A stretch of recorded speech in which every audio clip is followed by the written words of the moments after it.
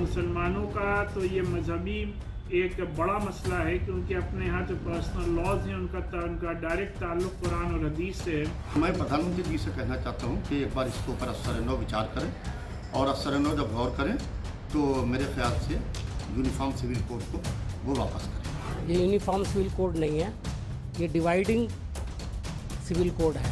UCC में वो करना क्या चाहते हैं, उसका दस्तावेज कहाँ है? मैं तो खोज रहा हूँ, दस्तावेज दीजिए पहले।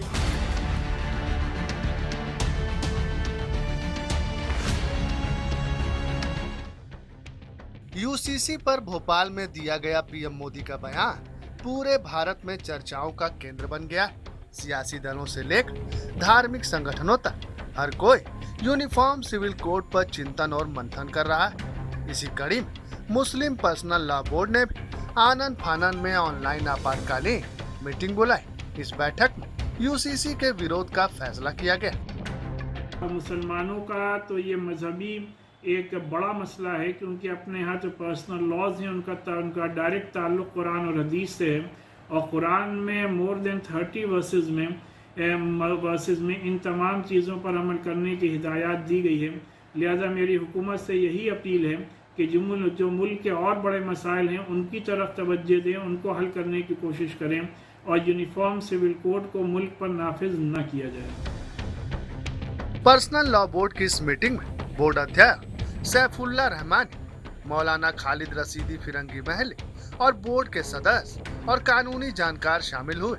वहीं लॉ कमीशन की इस कवायद पर मुस्लिम पर्सनल लॉ बोर्ड का कहना है कि 2018 में विधि आयोग ने ही कहा था कि इसकी कोई जरूरत नहीं। अब जो यूसीसी की बात कही जा रही वो धार्मिक भावना के खिलाफ है।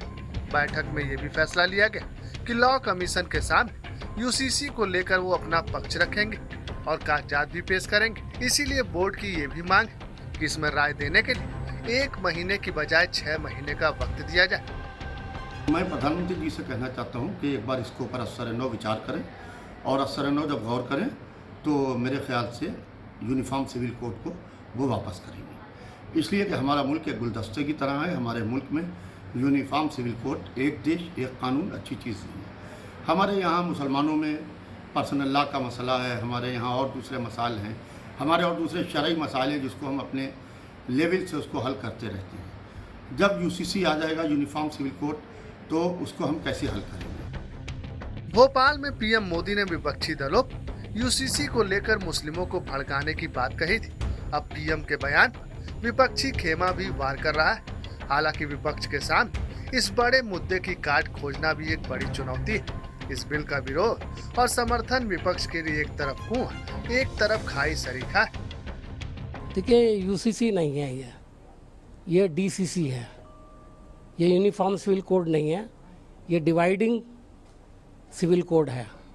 और भारतीय जनता पार्टी देश के अंदर पोलराइजेशन की राजनीति को 2024 के चुनाव के लिए, स्टेट्स के चुनाव के लिए एक मुद्दा बना करके इसको पेश कर रही है। कौमों के बीच में, जातियों के बीच में, धर्मों के बीच में नुकीले दीवारें हैं, क्योंकि आप डॉग विसिल पॉलिटिक्स कर रहे हैं। यूनिफॉर्म सिविल कोड में आपकी दिलचस्पी सिर्फ इतनी है कि डॉग विसिल पॉलिटिक्स बरकरार रहे। भा जाइए, enough is enough.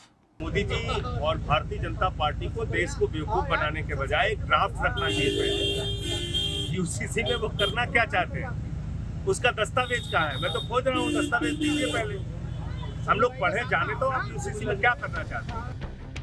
Uniform civil code के विरोध में जो तर्क दिए जा रहे हैं उसमें कहा जा रहा है कि इसमें केवल मुसलमानों को नहीं बल्कि बाकी धर्म के लोगों को भी नुकसान होगा। वहीं विपक्ष का वार तो बीजेपी के नेता भी पीएम मोदी के इस बयान पर मोर्चे पर आ डटे। गृह मंत्री अमित शाह ने भी कानून मंत्री और लॉ कमीशन के अध्यक्ष से इस पर मंथन किए। तो यूनिफॉर्म सिविल कोड को लेकर जिस प्रकार से भड़काने, बहकाने और चिल्लाने की राजनीति अर्थात यूसीसी पर जो बीबीसी बनकर बोल रहे हैं, उनको कहीं ना कहीं समीक्षा करनी चाहिए कि वोट बैंक की राजनीति इतने हद तक गुजर चुकी है कि महिला अधिकारों पर भी हनन करने से ये नहीं रुक रहे। बहरहाल 370 और राम मंदिर मुद्दे के बाद अब 2024 के चुनाव से पहले पीएम के तर्कस से छोड़े गए तीर ने विपक्ष सहित मुस्लिम पर्सनल लॉ बोर्ड और जमीयत सरीखे कई मुस्लिम संगठनों को अधीर कर दिया। ऐसे में सवाल यही कि क्या 2024 के चुनाव पर सबसे बड़ा मुद्दा होगा यूनिफॉर्म सिविल कोड। मौलाना